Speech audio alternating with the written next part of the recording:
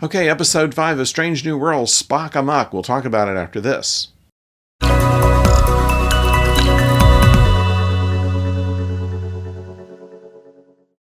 Hello out there, I'm the oldest nerd, and Spock Amok is not actually a redoing of Amok Time, which was in the original series, but we have still a little bit more backstory of the relationship between Spock and T'Pring.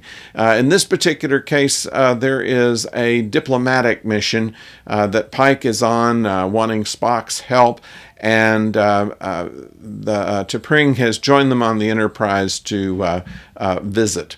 And she as well has a diplomatic mission that her aide is going to help with, and therefore she and Spock can have some alone time, and they prepare to have a meal together, and Spock is taken with some interest of the group that wants to negotiate or doesn't want to negotiate, and how they're able to actually work it all out is very interesting. But the problem here is that T'Pring really thinks that since she has given up something that she could be doing directly, that Spock should be as well.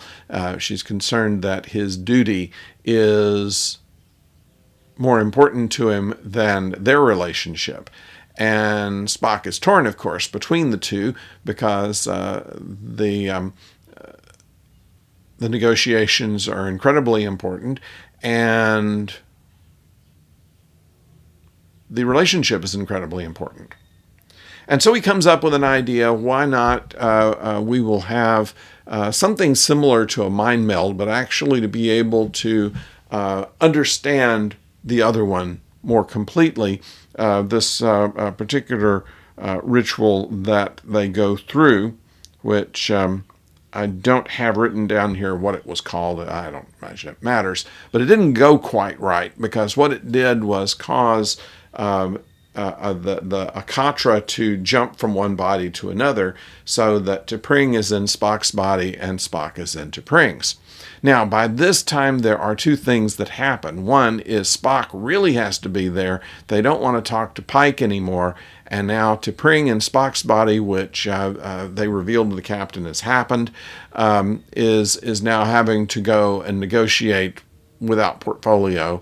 And Spock, on the other hand, in T'Pring's body, is now being brought in on an emergency basis into the situation that T'Pring was there to deal with. And how the two of them are able to fulfill each other's mission is rather interesting. It's a clever way of getting into their relationship and how they understand each other and how they understand themselves.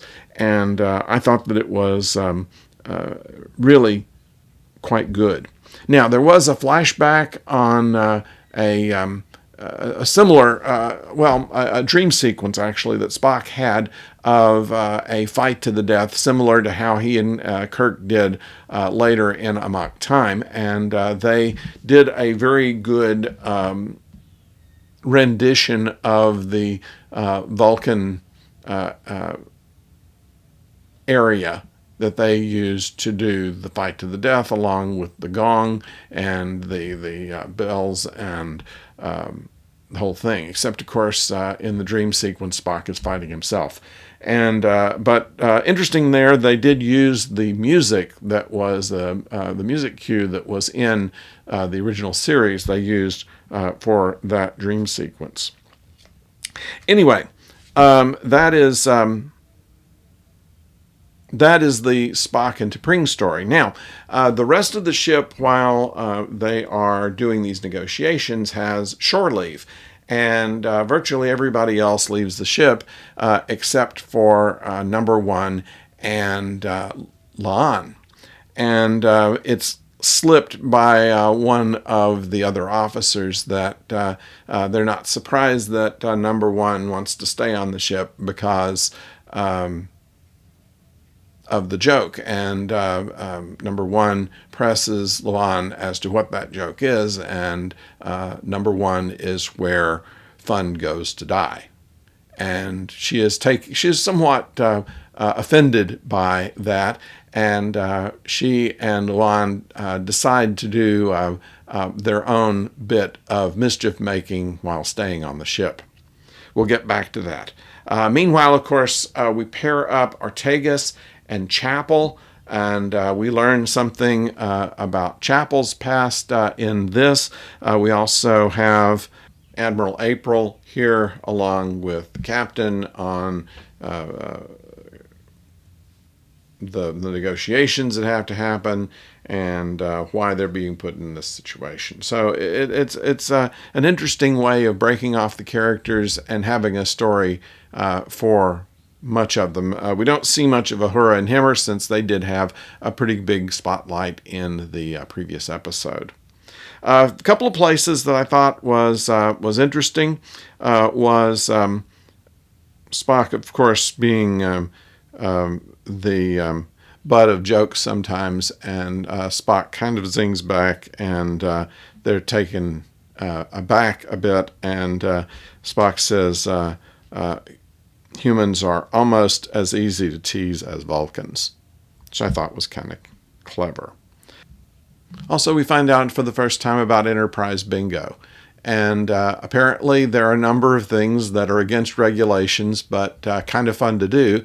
And I won't give away any of it, but there were a few interesting things and very believable things that you would imagine that people would do on a ship, especially the junior officers. And number one and Lon decide that they will partake in Enterprise Bingo, and it is a fun ride to see how they do that. So that's the episode. We hope that you enjoyed it, and hope that you will leave us comments below and let us know what you think of the episode. We have the Orville this week as well, and we'll have a video on that very soon, so stay tuned to hear for that. If you have not subscribed and clicked the bell, please do so you don't miss the next video that comes out, because this month especially we have a number of things all happening at once, and we're going to try to stay on top of it. So until next time, don't go far.